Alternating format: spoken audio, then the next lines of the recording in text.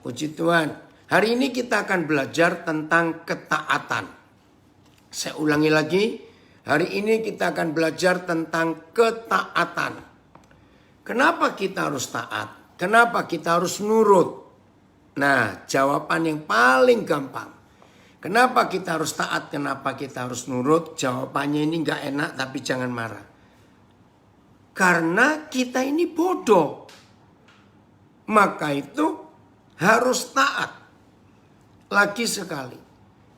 Kenapa hidup ini harus taat? Kenapa hidup ini harus nurut? Nah, kata taat atau menurut itu bisa negatif, bisa positif. Nah, kebanyakan kita ini taat kepada hal-hal yang negatif. Aduh, kalau ingat ini saudara, semua kita yang namanya manusia pasti pernah taat nurut kepada yang negatif. Maaf, bagi yang warga binaan, maaf, saya tidak menuduh. Tapi inilah fakta. Begitu pula kami yang bebas di luar, tidak di dalam LP, sama. Semua kejahatan, perbuatan dosa yang kita buat. Saya ulangi, semua perbuatan dosa dan semua kejahatan yang kita buat itu karena kita taat kepada dosa. Taat kepada kedagingan kita, kepada hawa nafsu kita. Kita taat kepada mereka. Karena kita memberi kesempatan hidup ini mereka atur. Karena kita memberi kesempatan hidup ini dikuasai dosa. Maka itu kita bisa melakukan suatu kesalahan. Betul? Jadi gampang untuk melihat ini. Kalau kita taat kepada Tuhan, pasti, gak usah diragukan. Kita akan memberontak kepada dosa. Saya ulangi, kalau kita taat kepada Tuhan, kepada hukum-hukumnya, kepada perintah-perintahnya, kita sedang memberontak kepada dosa. Tapi sebaliknya, kalau kita taat kepada dosa, nurut kepada dosa, ini yang ngeri. Berarti kita sedang memberontak terhadap Tuhan. Ingat, dalam kehidupan kita ini hanya ada dua kekuatan. Saya ulangi, dalam hidup kita ini hanya ada dua kekuatan yang harus kita pilih. Sebab kita tidak bisa taat kepada dua kekuatan ini. Apa itu? Jelas, satu kekuatan dosa. Ya, kekuatan neraka, kekuatan setan. Itu pasti. Dua, itu kekuatan Tuhan kita. Jelas ya? Nah, seharusnya saudara dalam hidup kita, kalau kita disuruh milih satu dari dua, itu gak susah. Tapi kalau kita suruh milih satu dari 10, dari 50, nah itu susah. Karena kita bingung mau yang mana. Tapi kan kita cuma milih satu dari dua. Nah, kalau kita milih satu dari dua saja, lagi sekali itu tidak sulit. Karena kalau nggak yang ini, ya yang itu. Nah, sulitnya itu di hati kita. Coba renungkan kalimat ini supaya kita semuanya sadar. Kenapa kita sering kesulitan hanya memilih satu dari dua? Kenapa sulit? Tolong dicatat, ini penting sekali.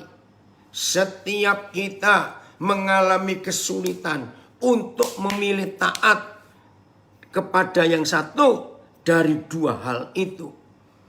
Saudara, bukan suam-suam kuku, bukan. Karena kita mau menuruti dua-duanya. Ayo ngaku. Betul tidak?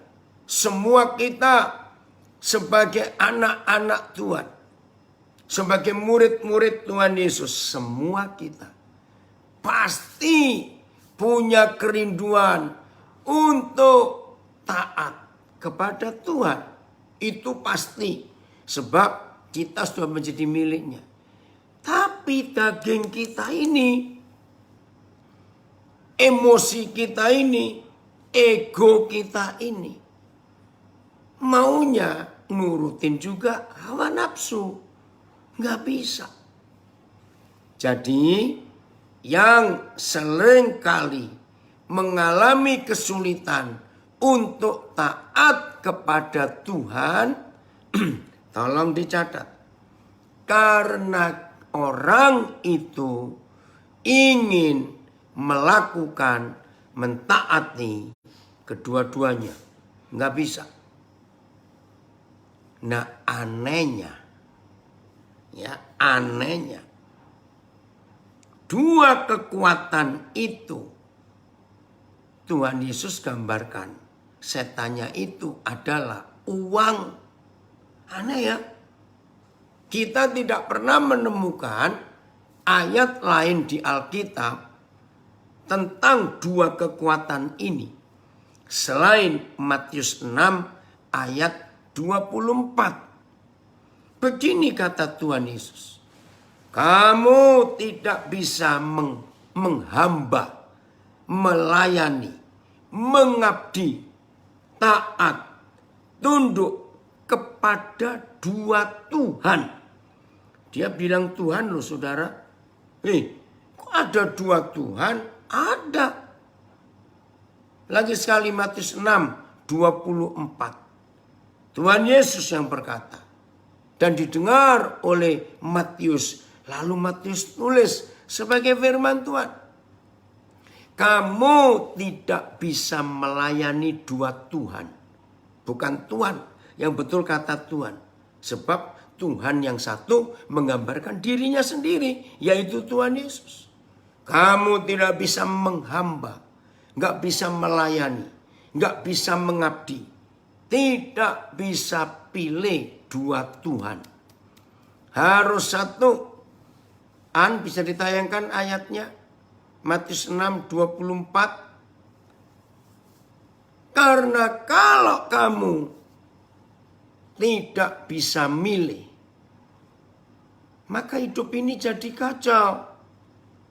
Ya, Matius 6, 24. Tak seorang pun dapat mengabdi kepada dua Tuhan. Ya, langsung saya berkata Tuhan, memang ini tentang Tuhan. Karena jika demikian, ia akan membenci yang seorang dan mengasihi yang lain. Atau ia akan setia kepada yang seorang dan tidak mengindahkan yang lain. Kamu tidak dapat mengabdi kepada Tuhan dan Mammon. Saya cari terjemahan lain. Yang AVB. Yang BIS ya. Tidak seorang pun dapat bekerja untuk dua majikan. Nah jelas ya. Jadi majikan itu orang, bukan barang. Tidak seorang pun dapat bekerja untuk dua majikan. Sebab ia akan lebih mengasihi yang satu. Lebih mengasihi majikan yang satu daripada majikan yang lain. Atau ia akan lebih setia kepada majikan yang satu daripada kepada majikan yang lain. Begitulah juga dengan kalian. Kalian tidak bisa bekerja untuk Tuhan dan untuk harta benda juga. Ya, ini ada kiriman, saya nggak tahu ini siapa, Komsel, Salt and Light. Dari bahasa Inggris, terjemahan apa? RNKJV. Maaf, saya nggak tahu. No man can serve two masters. For either he will hate the one and love the others. Ya. Or else he will hold the one and despise. Ya, dia akan pegang yang satu setia atau menyingkirkan, menghilangkan the other. You cannot serve Yahweh and Mammon. Nah, jelas bukan? Nah, saya ulangi lagi. Setiap kali kita mengalami kesulitan untuk taat kepada Tuhan, ya, dengarkan ini. Selama kita mengalami kesulitan untuk taat kepada Tuhan, itu penyebabnya karena kita ingin menyenangkan dua Tuhan itu, two masters itu. Tolong dicatat. Kalau saudara dan saya bisa memberi garis tegas, pemisah yang tegas, milih salah satu, terserah. Sudah mau milih yang mana? Beri garis tegas. Puji Tuhan ya Den, kamu sudah sembuh. Ini anak saya kemarin-kemarin sempat sakit. Jadi kalau saudara dan saya bisa memberi garis tegas, pemisah yang tajam antara Tuhan dengan si setan, maka nggak ada masalah untuk kita taat kepada siapa. Kepada siapa lo terserah. Ini luar biasa.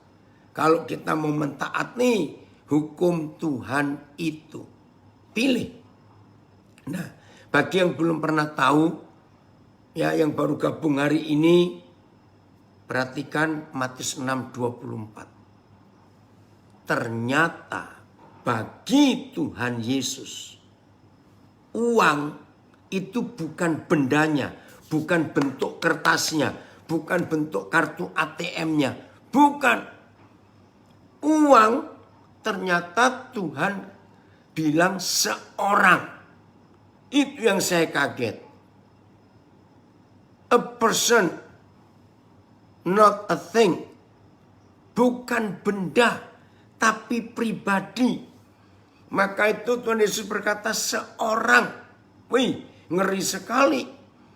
Nah, berarti kalau uang itu hidup, punya nyawa, punya kekuatan, punya otoritas, punya kuasa, nggak main-main dalam hidup ini. Puji Tuhan, dari Sumba hadir juga untuk belajar. Jadi yang belum tahu supaya hari ini syok.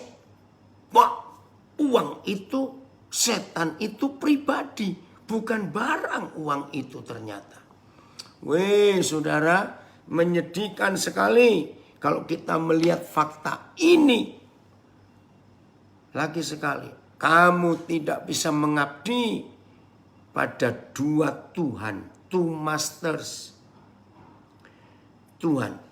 Nah sekarang, kalau Tuhan Yesus saja berkata uang itu setan, pribadi. Ini buktinya orang yang menuhankan uang, orang yang menempatkan diri pada uang, orang itu akan ditaklukkan oleh uang. Jadi jangan lupa uang itu punya kuasa.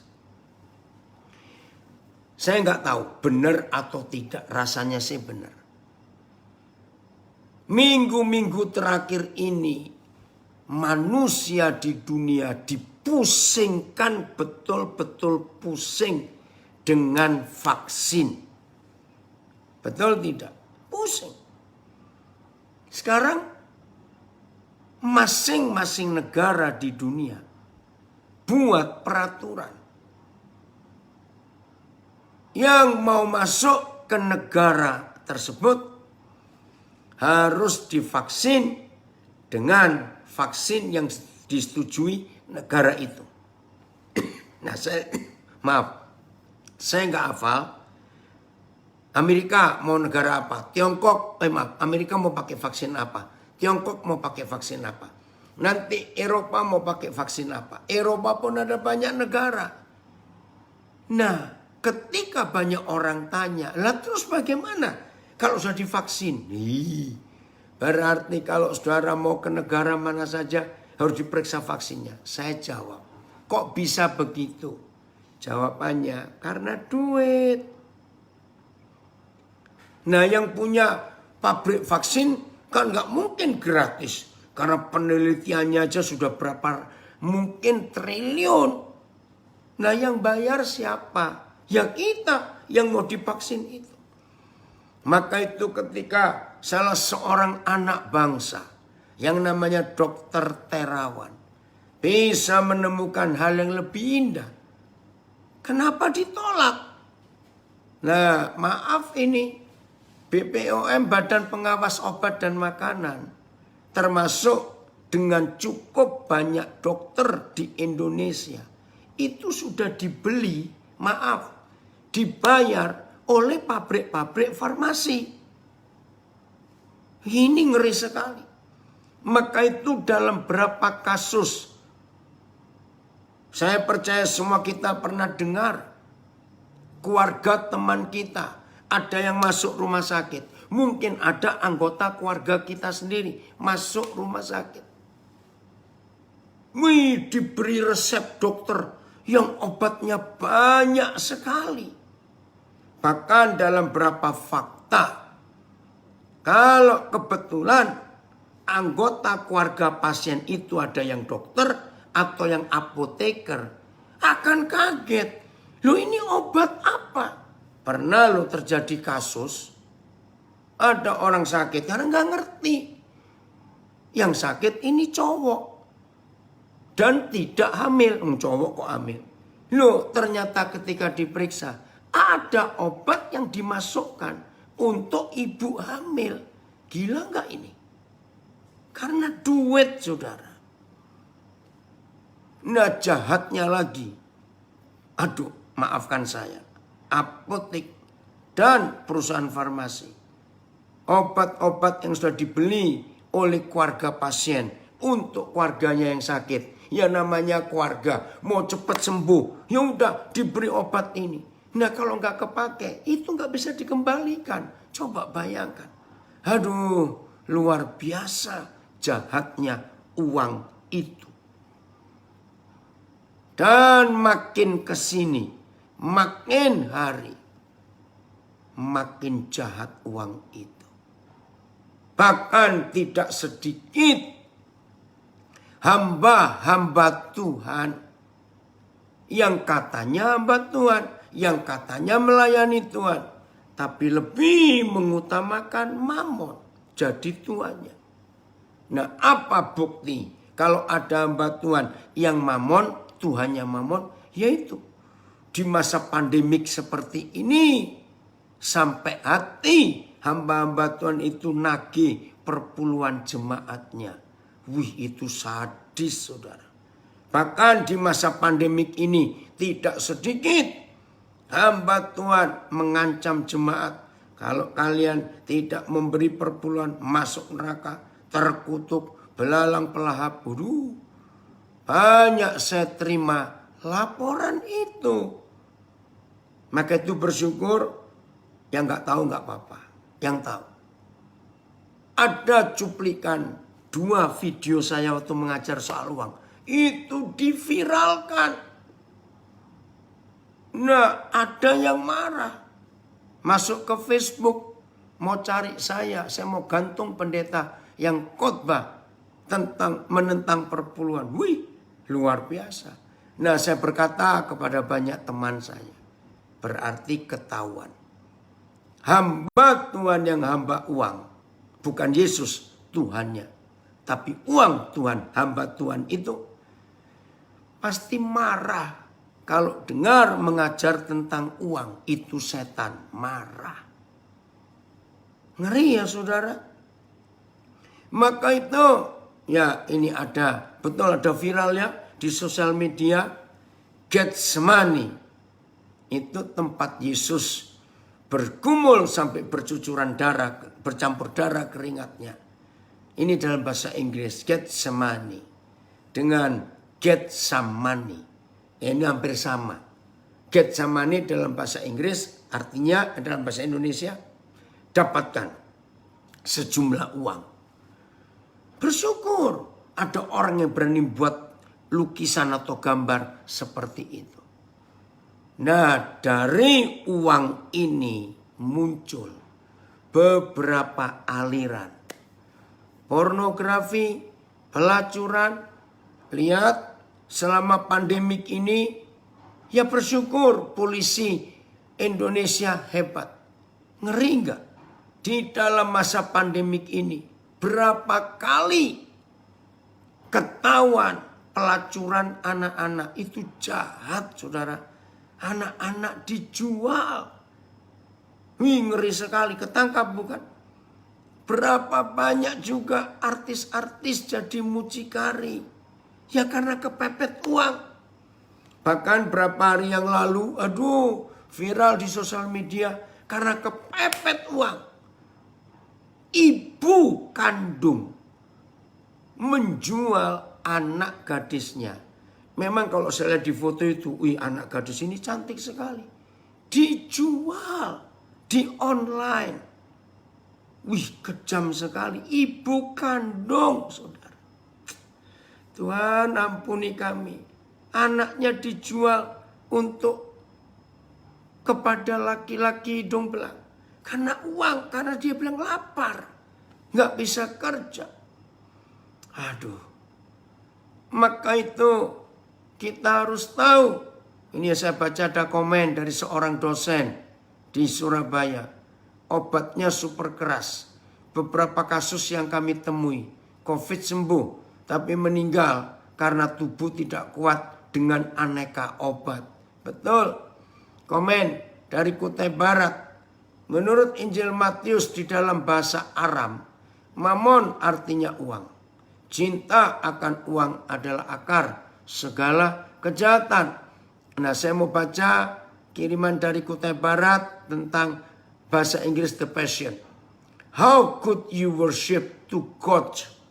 Bagaimana kamu akan menyembah dua Tuhan at the same time, di saat yang sama? You will have to. Kamu pasti akan membenci yang seorang dan kamu akan mengasihi yang seorang. Or be devoted to one, atau kamu akan mengabdi, menghamba, tunduk kepada yang seorang, tapi menyingkirkan, despise the other. You cannot worship the true God.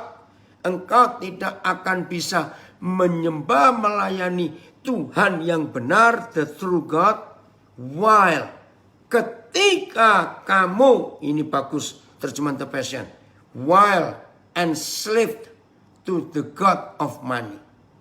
Terima kasih terjemahan The Passion. Kamu tidak bisa menyembah, hidup dengan Tuhan yang benar dengan sedang kamu menghambakan diri kepada Tuhannya uang, the God of money. Luar biasa terjemahan ini. Ya, ini ada komen dari Surabaya. Jarang ada gembala yang menjabarkan tentang uang adalah Tuhan yang lain. Uang bukan benda, tetapi pribadi yang bisa menguasai kita. Betul, yang ngomong ini Tuhan Yesus. Maka itu Tuhan Yesus berkata, uang itu seorang. Bukan apa, tapi siapa. Ini luar biasa, saudara. Maka itu supaya kita menang. Ada yang tanya, Koden tolong share tips bagaimana agar uang bisa menjadi hamba manusia. Gampang, Charlie. Bencilah uang, maka kita nggak akan jadi hambanya. Cintailah Tuhan, maka kita akan jadi hamba Tuhan. Udah, gitu saja tipsnya. Loh, bagaimana itu? Ada yang komen. Aduh, ini siapa ya? Terbakar dan kebakaran dapurnya buat makan lobster sama steak wagyu, flaunting tas Louis Vuitton sama Hermes sama Arloji Patek Philippe, Audemars. Aduh, ini apa ini bisa nama-nama merek terkenal itu? Ngeri sekali. Maka itu terbakar dan kebakaran. Kalau hamba Tuhan adalah hamba uang mendengar, Matius 6:24 setuju. Yang nulis ini hebat sekali. Saya nggak tahu ini siapa ini, Emperor 778 namanya. Oke, dari uang ada banyak cabang. Yang pertama saya sebut pelacuran, pornografi, seks. Nomor 2 judi. Gara-gara menularkan uang, judi. Ketiga narkoba. Lihat itu, narkoba. Ngeri sekali. Yang ketangkap sudah banyak, tapi nggak jerah-jerah, nggak tobat-tobat. Jadi cabangnya uang ini banyak. Seks, judi, narkoba, mabok. Sebutkan pencurian, perampokan, pembunuhan. Aduh saudara, dari satu Tuhan ini. Saya harap semua kita mengerti mulai hari ini dengan uang itu. Nah, ini tadi yang tanya supaya tahu. Ini hari apa? Hari Jumat kemarin. Jumat ya. Saya tanya, Ted, kita ibadah tempatnya Kak Frankie. Oh, Kamis maaf ya. Saya pas ada di Denpasar ya, karena ada urusan. Lalu ada satu hari yang kosong. Nah, saya ini kalau ada waktu kosong saya nggak mau diam, saya pengen jadi berkat. Lalu saya kontak beberapa anak saya. Ya udah, ayo kita buat kebaktian. Nah, hari Kamis buat kebaktian. Kamis atau Jumat ya saya lupa. Minggu kemarin. Nah, karena kebaktiannya sore, maka saya harus siapkan makanan. Saya nggak minta kepada panitia atau gereja itu enggak. Saya langsung kontak seorang anak saya. Tolong siapkan snack dan nasi makan untuk malam. Berapa? Nah, pertanyaan berapa ini kan sulit. Karena belum tahu yang datang berapa orang. Nah, saya berkata, lebihkan. Kalau kamu perkirakan yang datang 50, saya pesan. Belikan paling tidak 70 paket. Saudara, maaf, saya cerita saja. Dan itu kebiasaan saya. Di mana-mana kalau saya buat ibadah, dan ibadahnya itu jam makan, saya nggak pakai tanya-tanya. Saya langsung maaf, saya keluar uang sendiri. Jadi saya buat kebaktian, saya siapkan makannya juga. Itu hati saya. Saya nggak pernah takut rugi. Karena jam makan, jam 6 sore kebaktian. Nggak mungkin mereka berangkat makan dulu, ketaruh sore. Nah kalau malam selesai ibadah makan, kasihan juga. Nah itu cara saya. Jadi saya tuh nggak cinta uang kok saudara. Sesuatu yang kita cintai, sesuatu yang kita sayangi, pasti kita tahan-tahan toh. Ini kayak firman Tuhan, Alkitab. Oh saya sayang dia, saya peluk-peluk dia. Karena memang saya sayang dia. Nah jadi orang yang cinta uang, aduh uangnya dipeluk-peluk, disayang-sayang.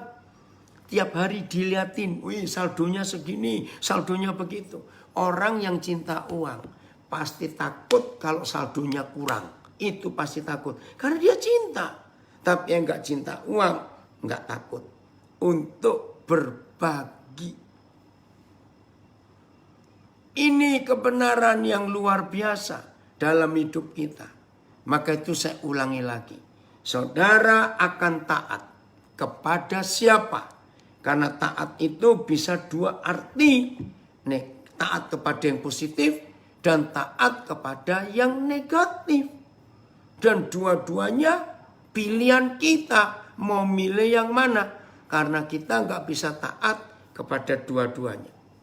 Harus milih salah satu. Wih, Tuhan itu hebat. kembali lagi ke kalimat pertama. Kenapa sih kita harus taat? Masih ingat jawabannya, karena kita bodoh. Maka itu kita harus taat.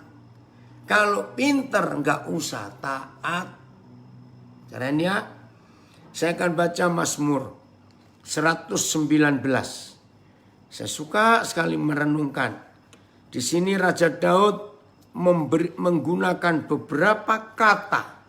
Ayo kita hitung kalau sempat. Tentang firman. Ya. Ada yang komen. Setuju. Hidup harus berbagi. Ya, harus. Ngeri ya. Jika hidup sudah diperbudak oleh uang. Sangat. Ngeri sekali. Ya, Mazmur 119 mulai ayat yang ke 80. Tunggu. Mulai ayat 97. Oh, sebentar. Mulai 96. Ya.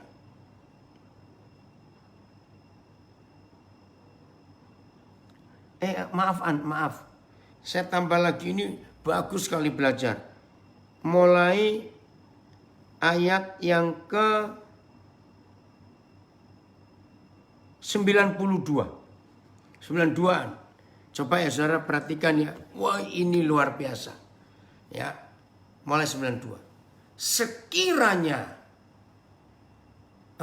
Sekiranya Tauratmu tidak menjadi kegemaranku. Tadi pagi saya telepon seorang anak saya. Saya cuma mengingatkan satu. Hati-hati walaupun kamu sibuk. Ya, karena kerjanya sibuk. Tapi jangan lupa untuk tetap mencintai firman Tuhan. Dengarkan firman. Puji Tuhan, saya cek. Dia tadi ada gabung. Puji Tuhan. Maka itu perhatikan ini. Ayat 92 Mazmur 119. Sekiranya Tauratmu tidak menjadi kegemaranku. Saya tanya dulu, apa kegemaran masing-masing kita? Ada orang kegemarannya makan, wajar. Ada orang kegemarannya shopping. Ya, kalau duitnya banyak ya silakan. Tapi ada orang kegemarannya marah. Rasanya kalau nggak marah itu kok nggak nyenyak tidurnya. Maaf saya berkata. Ada nggak orang kegemarannya gosip terus? Ayo, kegemaran suara apa? Hati-hati ya, yang suka game nggak apa-apa main game, tapi jangan jadi kegemaranmu. Kegemarannya alkohol, mabok, minum, kegemarannya macam-macam. Kita bisa pilih, periksa. Maka ini yang mengerikan. Tolong diperhatikan. Sekiranya Tauratmu tidak menjadi kegemaranku, maka aku telah binasa dalam sengsaraku. Coba lihat ayat 52 di berapa terjemahan itu. Saudara, ngeri sekali loh. Kalau bukan Taurat Tuhan yang jadi kesukaan kita, firman Tuhan, celaka. Aku telah binasa dalam sengsaraku. Terjemahan yang lain ayat. Seandainya Tauratmu tidak menjadi kesukaanku, sama. Aku telah binasa dalam sengsaraanku. Terjemahan lama. Jikalau sekiranya Tauratmu bukan segala kesukaanku, niscaya lamalah sudah karam aku dalam kesukaranku. Tahu karam? Kandas. Sekiranya hukummu bukan sumber kegembiraanku, pasti aku sudah mati dalam sengsaraku. Jika Tauratmu bukan kesukaanku, maka aku telah binasa dalam kedukaanku. Jikalau hukummu tidak menjadi kesukaanku, maka tentunya telah binasalah aku dalam kesusahanku. Kalaulah tidak karena hukummu bahagiaku, tentulah aku binasa menanggung penderitaan. Ngeri enggak ini? Maka itu saudara, kalau ada di antara kita yang sedang ikut belajar ini, dan saudara menemukan dalam dirimu, saudara nggak suka firman, hancur hidup ini. FAYH, makasih bagus. Seandainya hukum-hukummu bukan kesukaanku, tentu aku sudah berputus asa dan binasa. Wih, ngeri. Kembalian ke 119, satu terjemahan. Sekarang ayat 93. Maka itu kebiasaan saya, saudara. Maaf, kebiasaan saya. Kalau saya ada orang yang konseling, telepon, minta pendapat. Kenapa hidupku kok susah terus? Saya langsung jawab. Pasti kamu sedang tidak suka firman. Dan kalau kamu sedang tidak suka firman, berarti kamu suka dosa. Dan cuma itu saja. Karena cuma ada dua kekuatan loh di bumi ini. Yang susah tidur. Tapi yang pengen tidur. Ada orang memang senang kalau nggak bisa tidur. Karena dia merenung. Sehat. Orang kayak begitu itu pasti sehat. Karena tidur itu bukan berapa jamnya. Tapi kualitasnya. Nggak apa-apa. Kalau saudara memang pengen nggak tidur. Karena merenungkan Tuhan. Belajar firman. Nggak apa-apa. Tapi jangan nggak bisa tidur. Karena kepikiranmu. Aduh. Ngeri sekali. Nah, bertobat ya. Pokoknya mulai hari ini kalau ada orang hidupnya amburadul, kacau balau, hidupnya miring-miring, hidupnya kok berat terus. Yakinkan orang itu kamu sedang tidak suka firman Tuhan. Ayat 93. Untuk selama-lamanya aku tidak melupakan tita-titamu. Sebab dengan mencintai firman itu maksudnya. Engkau menghidupkan aku. Ini tadi ada yang kirim FAYH ayat 93. Sekali-kali aku tidak akan mengesampingkan hukum-hukummu. Karena engkau telah menggunakannya. Menggunakan hukum-hukum Tuhan. Untuk memulihkan sukacitaku. Wah. Ada tambahan kata bagus. Karena engkau telah menggunakannya untuk memulihkan sukacitaku dan kesehatanku. Terima kasih terjemahan FAYH ini. Maka itu kalau ada yang sering sakit-sakitan. Tuhan gak bilang loh kita gak bisa sakit. Oh itu mengerikan kalau kita gak bisa sakit. Tapi kalau sakit-sakitan Tuhan gak suka. Nah hanya dengan mengasihi hukum-hukum Tuhan. Ayat 94. Aku kepunyaanmu. Oh saya suka kalimat ini. Aku ini kepunyaan Tuhan. Selamatkanlah aku. Sebab aku mencari tita-titamu. Oh terima kasih Bapak. Aman ya? Kalau hidup saudara dan hidup saya itu dimiliki oleh Tuhan, kepunyaan Tuhan, maka kita ini akan selamat.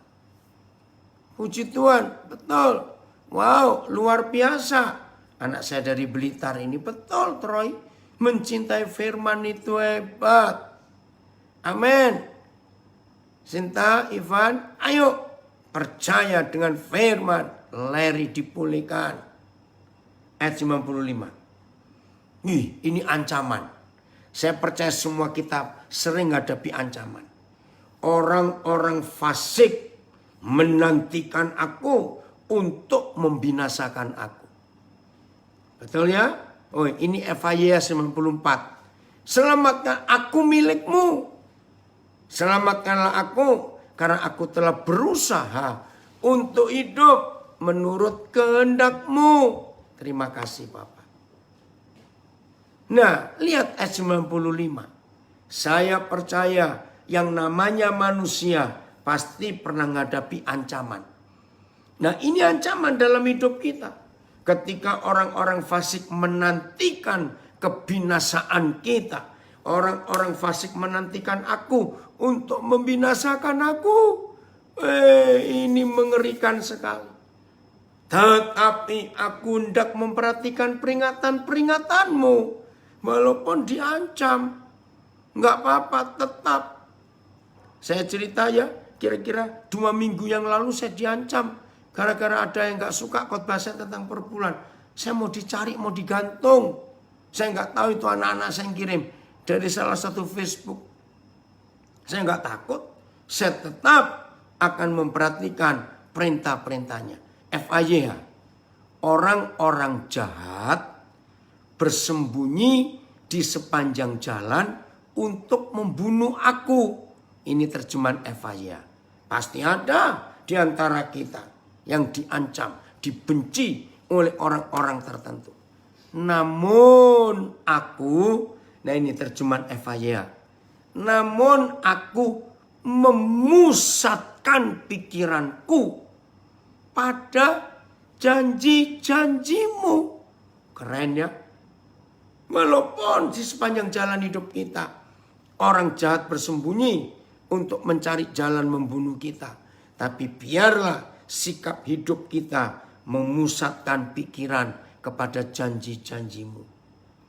96. Aku melihat batas-batas kesempurnaan. Artinya terlalu luas untuk dimengerti. Tapi perintahmu luas sekali. Coba carikan ayat 96 berapa terjemahan yang lain. Bagus, tolong FIYH ayat 96. Aku telah melihat batas dari segala kesempurnaan. Tetapi perintahmu itu sangat luas. Amin. Maka akan segala perkara yang sempurna telah kulihat kesudahannya. Oh, jadi maksudnya batas kesempurnaan itu habis. Tetapi hukummu itu amat luas adanya. Kulihat bahwa yang sempurna pun terbatas. Amin, saya setuju. Hanya perintahmu lah yang sempurna. Aku telah menyaksikan akhir segala sesuatu yang sempurna. Banyak. Perintahmu luas sekali. Telah kulihat keterbatasan dari segala yang sempurna. Tetapi perintahmu sangatlah luas. Haleluya. Terima kasih Papa. Aku telah melihat kemuncak. Ya. Klimaks segala kesempurnaan. Tetapi perintahmu maha luas. Luar biasa ini. Mana tadi yang FIYH 96. Bagus, FIYH yang 96. Oh ini dia, ada. Ya saya baca. Tidak ada sesuatu pun yang sempurna kecuali firman-Mu. Haleluya. 97. Betapa ku cintai Taurat-Mu. Aku merenungkan sepanjang hari. Oke, ini ada terjemahan The Message. Makasih Ojun. Ini guru kami dari Nabire. I see the limits to everything human. Hebat. Aku sudah melihat keterbatasan manusia. Betul toh? Kita terbatas. But the horizons, tapi cakrawala cannot contain your comments. Bahkan cakrawala yang luas itu pun nggak bisa menampung perintah-perintahmu. Maka itu saudara cintai firman. Tolong ya anak-anak muda, anak-anak remaja, cintai firman. Hebat sekali, semua ada keterbatasan. Tapi firman itu tidak. Ayat 97 saya ulangi lagi. Betapa ku cintai Taurat-Mu. Aku merenungkannya sepanjang hari. 98. Perintah-Mu membuat aku lebih bijaksana daripada musuh-musuhku. Sebab selama-lamanya itu ada padaku. Tolongan terjemahan lain ayat 98. Oh FIYH ayat 97 saya baca dulu ya. Betapa aku mengasihaninya. Oh maaf 97 ya. Oke, saya baca FIA 97. Betapa aku mengasihinya, aku merenungkannya sepanjang hari. Ayat 98. Perintah-perintahmu, AYT ya, membuatku lebih bijaksana daripada musuh-musuhku. Karena semua itu selalu bersamaku. Maka oleh hukum-hukummu dijadikannya aku lebih bijak daripada segala seteruku. Karena selama-lamanya ia pun hukummu sertaku. Aku selalu ingat kepada perintahmu yang membuat aku lebih bijaksana dari musuhku. Engkau membuat aku lebih bijaksana daripada musuh-musuhku karena perintah-perintahmu. Karena inilah milikku selama-lamanya. Nah, MILT penekanannya bagian terakhir. Karena perintah-perintahmu inilah milikku selama-lamanya. Bukan kekayaanku, bukan berlianku, bukan depositoku. Tidak. Milikku selama-lamanya adalah firman Tuhan. Wah, saudara, kalau kita hidup seperti itu luar biasa. FIA ayat 98. Firmanmu membuat aku lebih bijaksana daripada musuh-musuhku. Karena aku selalu memegangnya sebagai pedoman. Puji Tuhan. Ya, ini anak-anak saya ikut. Maka itu ya, ayo Reza, kamu harus mencintai firman Tuhan. Nah, anak saya panggil ini dia masih muslim. Tapi dia suka mendengar saya mengajar. Papa senang nak kamu bisa ikut belajar hari ini. Dalam kesulitanmu, ya percayalah. Kalau kamu cinta firman Tuhan. Ya, apalagi kamu sedang puasa. Selama 30 hari ini. Serius ya puasamu. Papa tetap doakan kamu. Ya nak saya di Sumatera Selatan. Ya. Kenapa ini? Maksudnya, anak saya pengacara terkenal hadir. Apa kabar ini? Pengacara kondang Andreas Arifin. Oke, ayat 99. Ya. Aku lebih berakal budi daripada semua pengajarku. Sebab peringatan-peringatanmu kurenungkan. Haleluya. Berarti lebih bijaksana dari guru-guru kita. Ayat 100. Aku lebih mengerti, ini keren, daripada orang tua. Oh Tuhan hebat. Sebab aku memegang tita-titamu. Hebat ya. Ini luar biasa. Terima kasih nak. Anak saya komen, baik Pak, lagi mendengar suara Tuhan melalui Papa. Puji Tuhan. FIH ayat 59. Ya, lebih bijaksana daripada guru-guruku. Karena aku selalu merenungkan peraturan-peraturanmu. Hebat. 101. Terhadap segala jalan kejahatan, aku menahan kakiku. Supaya aku berpegang pada firman-Mu. Puji Tuhan. Saya ulangi lagi. Terhadap segala jalan kejahatan aku menahan kakiku. Supaya aku berpegang pada firman-Mu. Jadi kita nggak boleh kalah. 102. Aku tidak menyimpang dari hukum-hukum-Mu. Sebab Engkaulah yang mengajar aku. Terima kasih Bapak. Betapa manisnya janjimu itu bagi langit-langitku. Lebih daripada madu bagi mulutku. Terima kasih Tuhan. Maka itu kalau kita dalam hidup ini menemukan. Kenapa ya? Aku ini kok gak bisa mencintai firman Tuhan. Ya karena saudara merasa gak butuh firman. Saya gak bisa hidup tanpa firman. Saudara gak bisa. Sebab firman itu segala-galanya. Udahlah saya yakinkan saudara. Yang sedang kesulitan apa saja. Termasuk kesulitan uang. Cari firmannya. Rindukan firmannya. Karena waktunya nanti saudara baca renungkan ulang-ulang Mazmur 119 ini. Wih, luar biasa. Oh, serat ini ada terjemahan FHY, saya akan baca.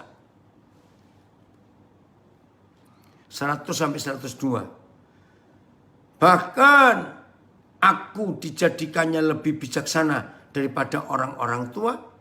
Aku tidak mau mengikuti jalan yang sesat dan jahat. Karena aku akan tetap taat. Nah ini kembali kata taat. Karena aku akan tetap taat kepada firman-Mu. Tidak. Aku tidak menyimpang dari apa yang telah Kau ajarkan kepadaku, Tuhan. Firman-Mu lebih manis daripada madu. Amin. Luar biasa. Ada yang komen lagi dari Jogja. Firman adalah kehidupan kita. Dari Blitar. Firman itu nafas hidup kita. Puji Tuhan. Ya. Ini yang kita harus katakan. Aan, kamu disapa Aan juga itu. Baca ya, 2 Aan lagi ribut ini di Facebook. Oh, dari Nabire lagi, terjemahan The Message, ayat 100. I've become wiser. Aku telah menjadi lebih bijaksana than the wise old sages. Lebih daripada orang-orang yang tua tapi hikmatnya luar biasa. Lebih dari mereka. Simply, sederhana. By doing what you tell me. Sederhana caranya. Hanya melakukan apa yang kau katakan kepadaku. Ini terjemahan The Message. Maka itu saudara, firman Tuhan ini luar biasa dalam hidup kita. Segala-galanya adalah karena firman, bukan karena hal-hal yang lain. 101. Hebat. Maaf, saya minum dulu.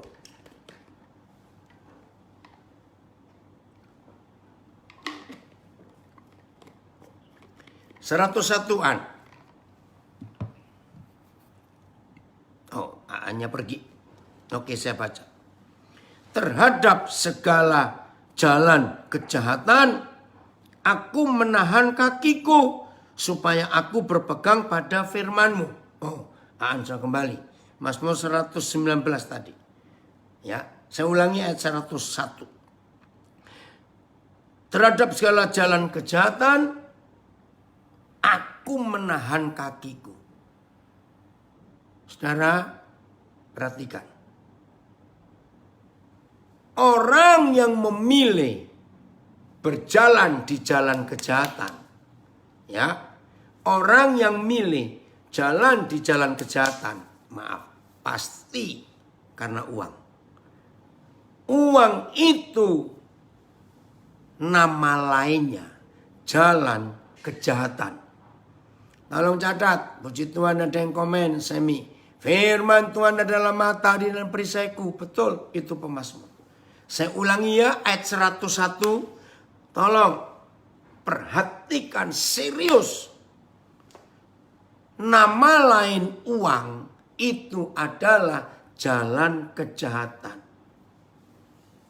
Saya percaya kalau ada orang iseng di kota mana lalu memberi nama jalan-jalan kejahatan, saya percaya orang kalau mau lewat mikir dulu. Kok namanya jalan kejahatan? Nah, firman ini berkata, terhadap segala kejahatan. Oke, dari Banjarmasin kirim terjemahan Amplified. I have restrained my feet from every evil way. Restrain itu artinya tarik, gitu. Aku menarik kembali kakiku dari semua jalan jahat. That I may keep your word. Supaya aku bisa Pegang, simpan firman-Mu. Ngerti nggak sekarang saudara? Nah, semua jalan kejahatan itu pasti sumbernya karena cinta uang. Nggak apa-apa Yong, kamu telat bisa didengar lagi karena tersimpan di Facebook dan di Instagram Papi. Saya ulangi lagi. Semua bentuk jalan kejahatan itu karena uang ujungnya. Kenapa orang bisa merampok? Ya uang. Kenapa orang suka judi? Ya uang. Kenapa orang jual narkoba? Ya uang. Kenapa orang bisa menjadi pembunuh? Biasanya karena uang. Betul tidak? Semuanya uang. Itulah jalan kejahatan. Maka itu jangan kita pilih jalan kejahatan itu. Kembalian ke Mazmur 101. 119. 102 sekarang. Aku tidak menyimpang dari hukum-hukum-Mu, sebab Engkaulah yang mengajar aku. Aduh, ini luar biasa. Nggak menyimpang, tetap jalan di jalan Tuhan. Jadi ngerti ya saudara? Maka itu hari ini tema kita, belajar untuk selalu taat pada Tuhan. Harus, karena kita ini bodoh. Nurutlah. 103. Betapa manisnya janji-Mu itu bagi langit-langitku, diulang lagi sama. Lebih daripada madu bagi mulutku. 104. Aku beroleh pengertian dari tita-tita-Mu. Itulah sebabnya aku benci segala jalan dusta. Hebat ya Tuhan kita. Oh, ada yang komen di Facebook. Buntut uang ada Pak. Untuk makan, untuk obat. Oh ya, terima kasih. Gara-gara makanan orang bisa ribut. Ya, obat tadi kita sudah belajar bagaimana gara-gara uang perusahaan-perusahaan farmasi itu membeli rumah sakit, membeli para dokter untuk menggunakan produknya. Aduh, dan kok sudah bisa membuat laku sekian banyak, enggak, ini bukan rahasia lagi. Perusahaan-perusahaan farmasi itu memberi hadiah, memberi bonus kepada dokter-dokter. Dulu sebelum pandemik, bonusnya nggak tanggung-tanggung. Kalau dokter itu bisa melariskan, menjual obat produknya sekian banyak, bonusnya jalan-jalan ke luar negeri loh saudara. Siapa nggak pengen ke luar negeri gratis? Oh, ini dari ponakan saya dari Toronto. Thank you Didi. Ya, dia menuliskan, menayangkan dari 1 Timotius 6 ayat 10. For the love of money is a root of all sorts of evil. Lebih jelas, cinta akan uang itu akar segala jenis kejahatan setan. And some, dan beberapa orang, by longing for it, ketika ada orang-orang rakus merindukan uang itu, kekayaan itu, have wandered away from faith, dan sudah meninggalkan jauh dari jalan iman dan memutilasi. Ini saya suka pakai terjemahan ini, memutilasi dirinya sendiri dengan penuh and pierce themselves at many griefs. Sudah memutilasi dirinya sendiri. Akhirnya orang yang cinta uang itu penuh dengan penderitaan. Waduh, ngeri sekali. Thank you Di for that. Betul, ini komen dari Banjarmasin. Banyak dokter yang mata duitan.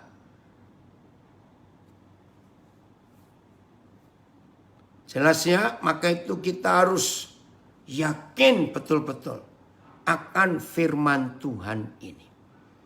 Tadi Mazmur berapa ya An? 104 ya. Nah sekarang 105. Oh terima kasih Papa. 105. Firman-Mu itu pelita bagi kakiku dan terang bagi jalanku. Maka itu saudara, kalau kita mau taat kepada Tuhan. Ingat tadi saya katakan. Taat itu ada dua arah. Yang negatif atau yang positif. Terserah kita mau pilih taat kepada siapa. Taat kepada Tuhan berarti kita melawan dan memberontak kepada dosa dan setan. Haleluya kalau itu. Tapi sebaliknya, taat kepada dosa, nurut setan, saudara dan saya menjadi pemberontak, menjadi pelawan Tuhan. Maka itu jangan terjadi. Oke, terjemahan Evaya saya baca sebelum kita akhiri. Hanya peraturan-peraturan-Mu sajalah yang dapat memberi aku kebijaksanaan serta pengertian. Karena itu tidak heran kalau aku membenci setiap ajaran yang palsu. Firman-Mu adalah lampu yang menerangi jalanku supaya aku jangan jatuh. Nah, saya akan terangkan dalam tradisi Yahudi. Ya. Kenapa ada tulisan firman-Mu pelita bagi kakiku dan terang suluh bagi jalanku. Begini tradisi mereka di beberapa abad yang lalu. Kalau mereka jalan malam dan beban mereka cukup banyak, di kepala ada barang, di pundak ada barang, di tangan kiri bawa barang juga, maka kebiasaan orang Yahudi zaman itu mengikatkan pelita. Pelita itu kan kecil. Ya, dari minyak itu. Nah, pelita itu diikat di jempol kaki. Coba bayangkan sebentar. Pelita itu diikat di jempol kaki. Karena tangannya nggak bisa bawa obor, nggak bisa bawa senter istilah sekarang. Karena penuh beban, penuh barang yang dibawa. Nah, itulah firman pelita bagi kakiku. Artinya, setiap kali saudara dan saya mengangkat satu langkah untuk taat, maka firman itu menerangi sepotong area itu. Bisa bayangkan ya? Nah, maka itu kalau hidup tidak ngurut Tuhan, tidak jalan mengikuti Tuhan, kita nggak akan sampai. Kalau kita stop karena takut, aduh gelap, ini bagaimana? Nggak usah takut. Jalan terus. Jalan terus. Gimana Dewi, suaranya sudah dengar? Ini dari Nabiri ada komen. Suaranya hilang. Nah yang kedua, terang bagi jalanku. Jadi jalan malam lalu bawa obor, bawa suluh. Ya, atau bawa lampu yang lebih gede. Dulu waktu saya pelayanan pertama kali ke Minahasa tahun 74. Karena belum ada banyak mobil, kalau pulang malam nggak ada mobil jalan kaki. Nah waktu itu rombongan kami selalu bawa lampu petromak. Tahu nggak lampu pompa itu loh, untuk jalan. Sambil jalan kami memuji Tuhan, yaitu karena daerah Kristen. Nah ada kalanya firman Tuhan hanya menerangi jalan kita untuk hari ini. Nggak apa-apa, hari ini selesaikan dulu. Ada kalanya firman Tuhan berbicara kepada kita untuk sebulan yang akan datang atau seminggu yang akan datang. Enggak apa-apa, ikuti. Itulah arti firman Mazmur 119 ayat 105. Hebatnya Papa kita, terima kasih untuk firman. Maka itu tidak taat itu rugi. Betul Senta, pengertian pelita itu. Maka itu kalau saudara nggak tahu besok tuh mau bagaimana, minggu depan mau bagaimana, jangan panik. Jadikan firman itu pelita untuk hari ini dulu. Ya, untuk hari ini. Oke, Pak Yogo selamat bertugas. Karena ini hari Senin, hari baru untuk 1 minggu. Nah, kalau hidup seperti ini, kita bahagia sekali. Hidup ini pasti aman. Jadi cintai firman Tuhan lebih daripada apapun juga. Betul, Papa kita di surga hebat. Hebat sekali. Tuhan Yesus memberkati kita semua. Dan yakinkan, saudara warga binaan, kalau saudara berkeputusan taat mutlak kepada firman dan kepada hukum, baik hukum Tuhan, hukum negara, peraturan dalam lapas, kalau semua kita mentaati, yakin hal-hal baik pasti terjadi di hidup kita. Tapi kalau kita mentaati setan, nurut mutlak, hal-hal buruk terjadi di hidup kita. Hebat. Oke, ini ada kiriman ayat lagi dari Toronto, Kanada. Dari 2 Yohanes ayat 6. 2 Yohanes 1 ayat 6. Oh, Lapas Makassar pamit dulu. Selamat melakukan aktivitas tanggung jawab saudara. Terima kasih kepada semua kalapas dan semua gembala di lapas yang mengizinkan warga binaan ikut belajar. And this is love. Inilah kasih itu. That we walk in obedience to his commands. Inilah kasih itu. Yaitu saudara dan saya berjalan dalam ketaatan kepada perintah-perintahnya. As you have heard from the beginning. Sebagaimana kamu telah dengar dari semula. His command is that you walk in love. Bahwa perintahnya adalah berjalanlah di dalam kasih. Thank you, Di. Luar biasa ya. Puji Tuhan. Tuhan Yesus memberkati kita semua. Jadilah pelaku firman. Dunia akan berubah karena hidup kita berubah. Haleluya.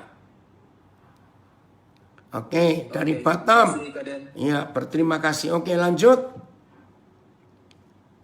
Baik, Bapak Ibu atau yang dari lapas atau siapa saja kita yang hadir hari ini yang ada pertanyaan, saudara bisa langsung sedikit aja ya, sebentar, karena ya sebentar karena saya harus pergi. Oke, silakan. Ada yang mau diskusi?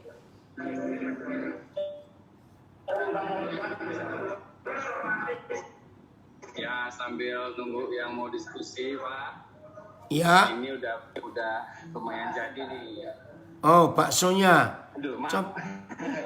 Coba dibuka. Mana ini mana? Bisa di zoom. Sebentar ya. Yang dari IG dengan FB supaya bisa ikut. Ini bakso sudah jadi dari lapas anak. Ada juru masaknya baru, Pak. Sopo? Pak, tugasnya, Pak. Oh, awas Ndra. Awas Ndra, aja mbok godhoi Ndra. Dosa kon Ndra. Awas ya.